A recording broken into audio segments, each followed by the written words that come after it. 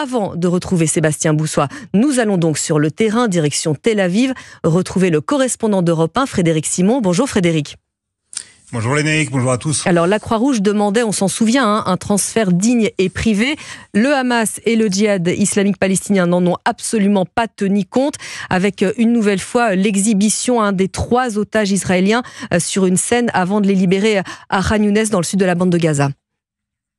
Oui, cela dit, la libération des 3 anciens otages désormais s'est déroulée sans incident et plus rapidement que les fois précédentes. 2 des 3 anciens captifs sont arrivés dans l'un des hôpitaux du centre du pays. Ça ne saurait tarder pour le 3e. Mais le Hamas, en effet, et le djihad islamique, l'autre groupe terroriste impliqué, n'ont pas renoncé à la mise en scène cynique qui accompagne presque chacune des vagues de libération.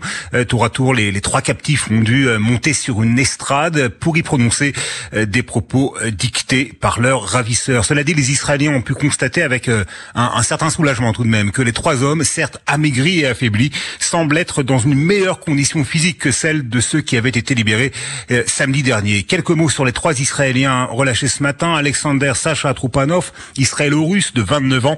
Il se dit que Vladimir Poutine avait fait pression sur le Hamas pour qu'il soit relâché le plus rapidement possible. Il avait été kidnappé avec sa mère, sa grand-mère et sa petite amie. Toutes les 3 avaient été libérées en novembre 2023, mais le père de Sacha avait été abattu, ce qu'il ignorait jusqu'à ce jour. Saïd Ekelchen, israélo-américain de 36 ans, a lui appris une bonne nouvelle à sa libération, la naissance de sa 3e fille qui est venue au monde 2 mois après la capture de son père. Le 3e otage relâché ce matin est Yair Horn, un israélo-argentin de 46 ans. Son frère Ethan, 38 ans, est toujours en détention. Il compte parmi les otages dont la libération n'est pas prévue dans la phase actuelle. Frédéric Simon, correspondant d'Europe.